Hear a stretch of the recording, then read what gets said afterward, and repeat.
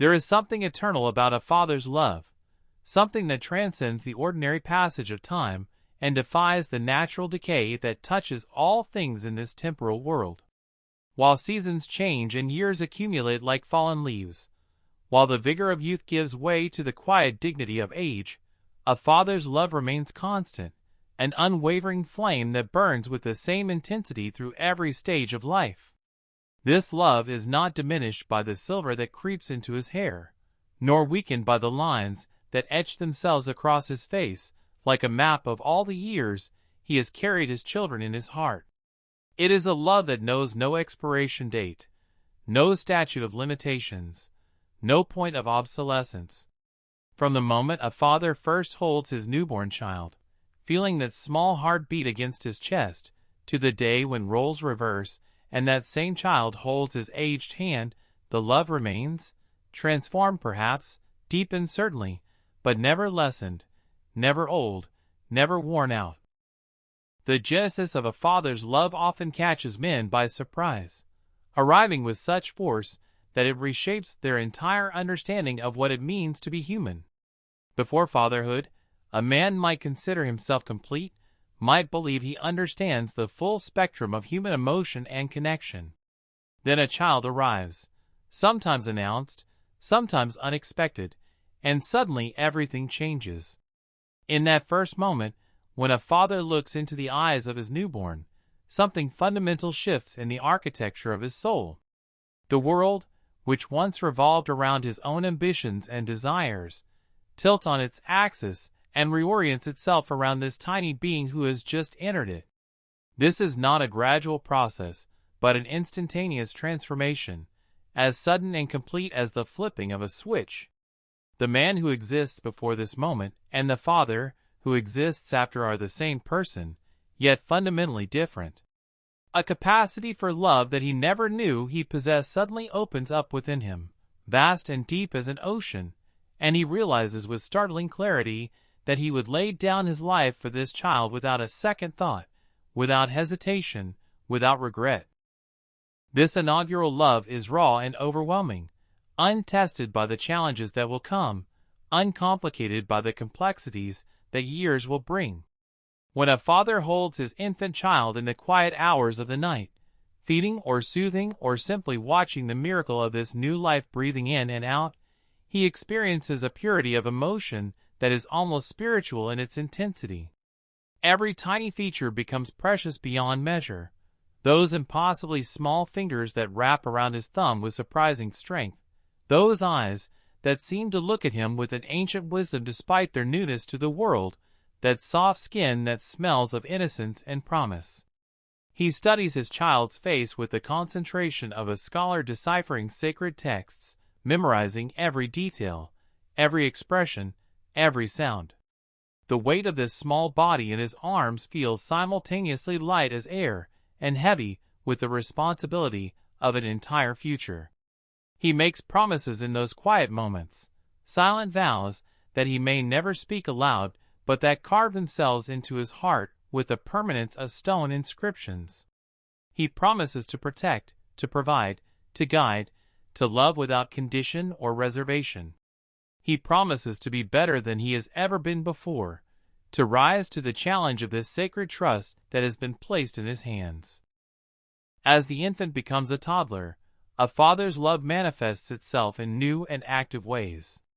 Those first steps, so eagerly anticipated and so precarious in their execution, summon from him a patience he never knew he possessed. He crouches low, arms extended, encouraging and ready to catch, celebrating each stumbling success as though witnessing a miracle, which in a sense he is. The scraped knees and minor tumbles that inevitably follow bring out his protective instincts, that primal urge to shield his child from all harm, coupled with the difficult wisdom that some falls are necessary for learning, that he cannot and should not prevent every hurt. This tension between protection and preparation becomes a defining feature of fatherhood, a balancing act that will continue in various forms throughout the entire journey. He learns to hold back when every instinct screams to intervene, to let his child struggle just enough to grow stronger, to fail in small ways, so they can learn to rise again. This restraint requires a love that is both fierce and selfless, a love that prioritizes the child's development over the father's own need to spare them from difficulty. The questions begin early and never truly stop. Why is the sky blue? Where do stars go in the daytime? What makes the wind blow? A father fields these inquiries with a combination of knowledge and imagination, sometimes providing scientific explanations, sometimes admitting honest uncertainty, sometimes spinning tales that capture wonder even if they bend truth. Through these exchanges, he becomes his child's first teacher, their primary interpreter of the mysterious world around them. He learns to see familiar things through fresh eyes, to find magic in the mundane, to recapture a sense of amazement at phenomena he long ago ceased to notice. A walk around the block becomes an expedition of discovery. A rainy afternoon transforms into an opportunity to jump in puddles and catch drops on outstretched tongues. The ordinary rhythms of life take on new significance when experienced through the perspective of a child, and a father finds himself grateful for this renewed capacity to marvel at simple things.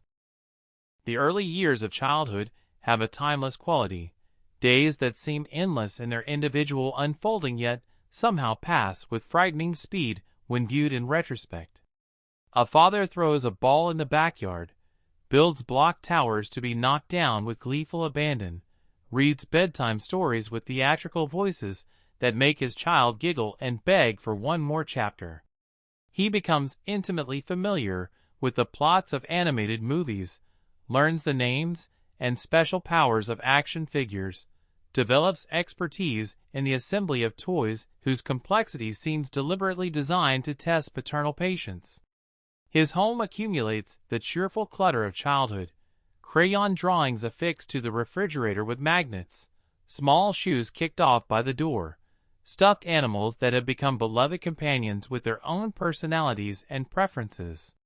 He doesn't mind the mess, or rather, he learns not to mind it, understanding that these signs of life and growth are temporary, that houses have a way of becoming tidy again all too soon, empty and quiet in ways that will break his heart. School brings new dimensions to a father's role. He helps with homework, puzzling through math problems whose methods have changed since his own school days, listening to spelling words and offering encouragement when frustration threatens to overwhelm. He attends back-to-school nights and parent-teacher conferences, sitting in chairs designed for smaller bodies, listening with fierce attention to assessments of his child's progress, challenges, and potential. The pride he feels at academic achievements, no matter how modest, is all out of proportion to the objective significance of the accomplishment. A good grade on a spelling test, a commendation for effort, a teacher's casual comment about improvement, these things swell his heart with satisfaction and relief, validation that his child is thriving, that they are going to be okay in this big, complex world. But it is not just academics that command his attention and support. A father shows up to soccer games where he cheers from the sidelines regardless of the score, to dance recitals where he sits through hours of performances to watch his child's 3-minute routine, to science fairs where he admires projects that consume their household for weeks, to school plays where his child might have only one line, but delivers it with the gravitas of a Shakespearean actor. His presence at these events communicates something words alone cannot adequately express. It says, "You matter. What you do matters. I am here for you. I will always be here for you." This consistent showing up, this reliable presence, becomes one of the foundational pillars of his love, a gift whose full value may not be appreciated until years later, but whose impact is profound and lasting. The middle years of childhood bring subtle shifts in the father-child relationship. Children at this age are beginning to develop their own distinct personalities, their own opinions and preferences that may not always align with parental expectations or hopes. A father who dreamed of raising an athlete might find himself parenting a child whose passion lies in art or music. A father who imagined outdoor adventures might have a child who prefers books and quiet contemplation. This is where a father's love is tested and proven, not in the easy alignment of shared interests, but in the gracious acceptance and celebration of differences. The truly loving father learns to follow his child's lead, to develop enthusiasm for things that might not naturally appeal to him, to become a student of his child's passions, so he can engage authentically with what brings them joy. This might mean learning about dinosaurs or planets, artists or composers, coding or chemistry, whatever captures his child's imagination and devotion. The transition into adolescence presents perhaps the most challenging test of a father's love. The child who once hung on his every word and sought his constant company begins to pull away, seeking independence and autonomy in ways that can feel like rejection. Conversations become shorter, sometimes monosyllabic. The door to the bedroom closes more often. Friends take precedence over family in ways that sting even when intellectually understood as developmentally appropriate. A father must navigate this difficult terrain with wisdom and restraint, recognizing that his child's need for separation is not a reflection of failed love, but rather a necessary step toward healthy independence. He must learn to give space while remaining available, to step back while staying ready to step in if truly needed. This requires a love that is secure enough to allow distance, confident enough to endure periods of apparent disinterest or disdain, mature enough to understand that this too shall pass. The teenage years bring storms of emotion and conflict that test every family. Hormones and brain development conspire to create volatility, mood swings, irrational reactions, and melodramatic pronouncements. A father might find himself on the receiving end of anger and resentment, blame for rules he enforces or restrictions he imposes. Arguments erupt over curfews and privileges, over responsibilities and freedoms. His child might shout hurtful words in moments of frustration. "I hate you," or "You don't understand anything." Words that land like physical blows even though he knows they emerge from temporary emotion rather than enduring truth. Yet a father's love remains steady through these turbulent years, absorbing the anger without retaliating, maintaining boundaries without withdrawing affection, distinguishing between the child he loves and the behavior he cannot condone. He learns the difficult art of discipline that is rooted in love rather than anger, of consequences that teach rather than simply punish, of forgiveness that is freely given even before it is sought. These years, a father often engages in a strange form of suffering, watching his child make mistakes he could help them avoid if they would only listen, if they would only trust his experience and wisdom. But adolescence is characterized by a need to learn through personal experience, and so he must often stand aside and let natural consequences do their teaching work. When his child's heart is broken by first love's end, when they face disappointment or failure, when they experience the bitter taste of poor choices, he is there to help pick up the pieces, to offer comfort and perspective, to love them through their pain without saying, "I told you so." This restraint, this ability to support without gloating when his warnings prove accurate, is itself a profound expression of love. Yet even in the midst of teenage turbulence, there are moments of connection that remind a father why he perseveres through the difficult patches.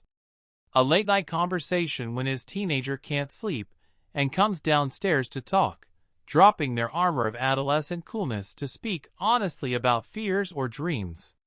A moment when they seek his advice on something important, acknowledging his experience and wisdom. A time when they laugh together at something genuinely funny, sharing joy without the complications of conflict or correction.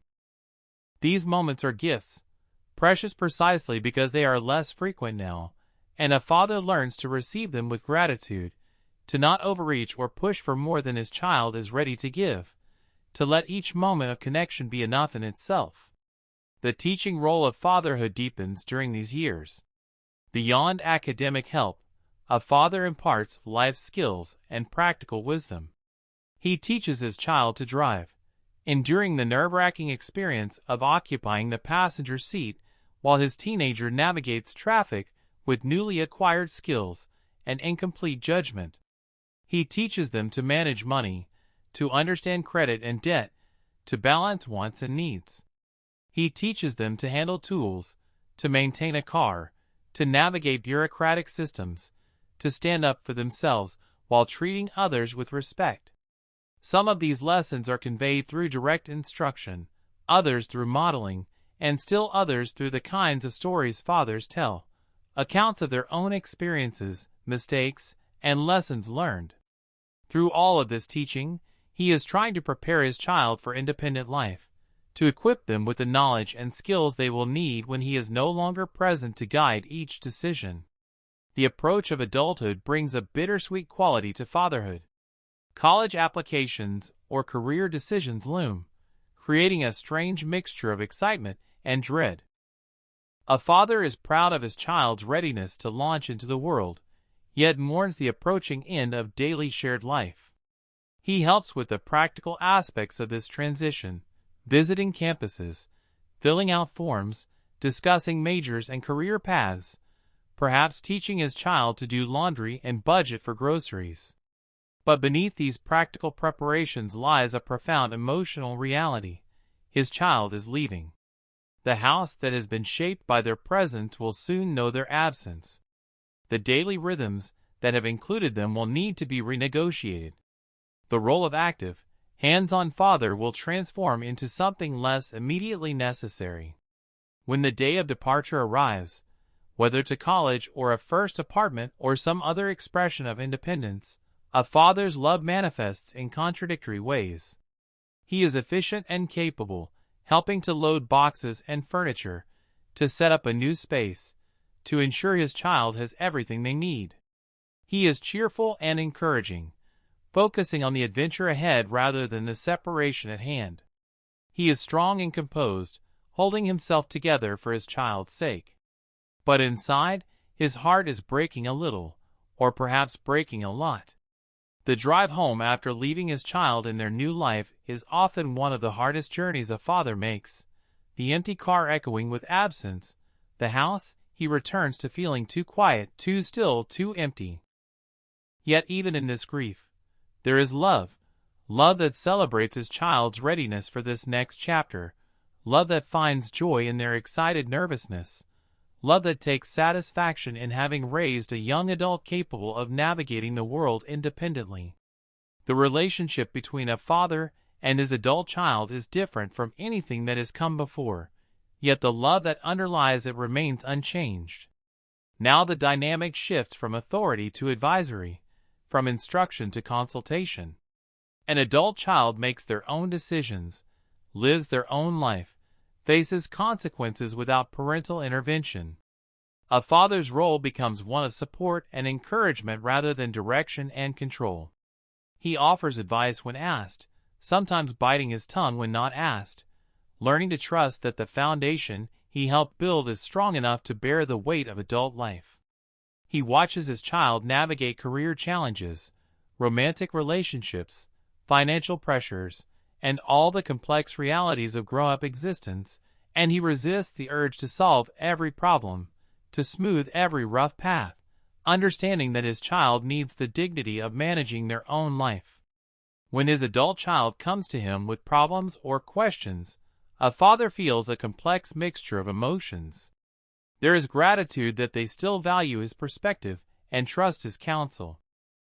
There is sometimes pain at their struggles, a wish that he could spare them difficulty, even though he knows difficulty is an unavoidable part of life. There is often the challenge of giving advice that is honest and helpful while respecting their autonomy and ultimate decision-making authority. The art of fathering adults is subtle and requires constant calibration, being available without being intrusive, being helpful without being controlling, being honest without being hurtful. The love a father feels when his child chooses to spend time with him as an adult is qualitatively different from earlier forms of togetherness. When a young adult voluntarily calls or visits, when they want to share a meal or an activity, when they introduce him to their friends or partners, when they include him in their lives by choice rather than obligation, it carries a particular sweetness. These moments of chosen connection affirm that the relationship has successfully transitioned from one stage to another, that love has endured and evolved, that the bond forged in childhood remains strong in adulthood. The day a father's child gets married or commits to a life partner brings another transformation. He must share his child with another family, must accept that he is no longer the primary relationship in his child's life. Walking his daughter down the aisle or standing as his son gets married, a father experiences a profound mix of joy and loss. He is genuinely happy for his child's happiness, welcomes the partner they have chosen, celebrates the beginning of their new family. Yet part of him also grieves the final end of childhood, the definitive proof that his baby has grown up and moved into a life where he occupies a different, less central position. The love remains, but the expression of it must change again, must make room for new relationships and new configurations of family. When grandchildren arrive, a father's love takes yet another form, expanding to encompass a new generation while simultaneously circling back to earlier experiences. Holding his grandchild, he remembers holding his own baby decades ago, marvels at the passage of time that has brought him to this new role. He watches his child navigate the challenges of new parenthood and feels both empathy for their exhaustion and confusion and pride in their growing competence and devotion. He offers help when welcome, respects boundaries when asked to step back, and finds ways to support without overstepping. The love he has for his grandchildren is fierce and immediate, yet different from the love he has for his own children, a bit less anxious perhaps, informed by the experience that has taught him that most things turn out okay, that children are more resilient than we fear, that perfect parenting is neither possible nor necessary. As a father ages, as his own body begins to show the wear of years, as health challenges emerge and energy diminishes, his love for his children remains a source of strength and purpose. Even when illness or disability limits what he can physically do, when he can no longer provide the active support he once offered, the love persists undiminished. Now he might need help from the children he once helped, might depend on them for transportation or household tasks or medical support. But this reversal of roles does not diminish his fatherhood or his love.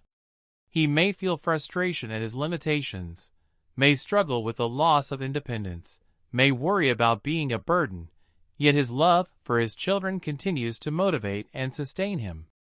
He wants to remain in their lives, to know his grandchildren, to see how the story continues to unfold.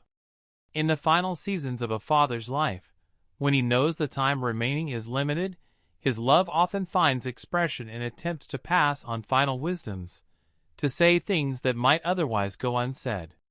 He tells stories of family history, shares lessons learned through long experience, offers blessings and affirmations. He tries to prepare his children for his eventual absence, to assure them that they will be okay, that they have everything they need to thrive without him. He hopes that the love he has given them throughout their lives has created a foundation strong enough to support them through grief and beyond. He wants them to remember him not with paralyzing sorrow, but with gratitude and love, to carry forward the best of what he tried to give them, to pass it on to their own children. The final act of a father's love is the permission to let go, the release of his children from the weight of his dying, the gift of allowing them to continue living fully even in the face of his death. Even in this, he is trying to protect them, to spare them unnecessary suffering, to ensure their well-being. His last thoughts, his final words, his ultimate concern circle around them. Have they said everything that needs to be said? Do they know how much they are loved? Will they be all right? The love that began when they were born endures until his last breath and beyond, an eternal force that transcends the boundaries of mortal life. But a father's love does not end with his death. It lives on in the lives he shaped, in the values he instilled, in the memories his children carry. They hear his voice in their heads when making difficult decisions, remembering what he would say or do. They see his mannerisms in their own gestures, his expressions in their own faces. They tell his stories to their children, passing on his wisdom and humor and love to another generation. They visit his grave and feel the continued presence of his love, knowing that death has ended his life, but not his influence, not his impact, not his love. A father's love never grows old because it is constantly renewing itself, constantly finding new expressions appropriate to each stage of life. The love that protected a toddler from falls becomes the love that teaches a teenager to drive, becomes the love that supports an adult child through career changes, becomes the love that delights in grandchildren, becomes the love that offers final blessings. It is the same love, yet always fresh, always relevant, always exactly what is needed in each moment. This love is not always perfect in its expression. Fathers make mistakes, lose their tempers, fail to understand, judge unfairly, impose their own wishes inappropriately, withdraw when they should engage, hover when they should release. They are human, flawed, limited by their own wounds and blind spots and biases. But the love itself, in its essence, remains pure and constant, even when its execution is imperfect. A father may fail in countless ways, may look back with regret on things done and left undone, yet the fundamental love, the deep, abiding commitment to his child's well-being and happiness, that never wavers, never ages, never expires. There is something holy about this love, something that points beyond itself to larger truths about devotion and sacrifice, and the enduring power of human connection. In a world characterized by change and impermanence, where relationships often prove fragile and conditional, a father's love offers a different model, love that is given freely without expectation of return, love that persists through difficulty and distance, love that asks, "What can I give?" rather than, "What can I get?" Love that finds its reward in the flourishing of the beloved rather than in reciprocal benefit. The world changes rapidly, technologies transform how we live and communicate, cultural values shift, social structures evolve, but the fundamental nature of a father's love remains constant across generations and cultures. A father in ancient times loving his child, and a father today loving his child are united by bonds that transcend historical and cultural differences. The specific expressions may vary, the challenges faced are different, the opportunities available have changed, the context has shifted, but the core experience of fatherly love is timeless and universal. This love teaches children profound lessons about their own worth and value. A child who is loved consistently and unconditionally by their father learns that they are worthy of love, that they matter, that they have inherent value not contingent on performance or achievement.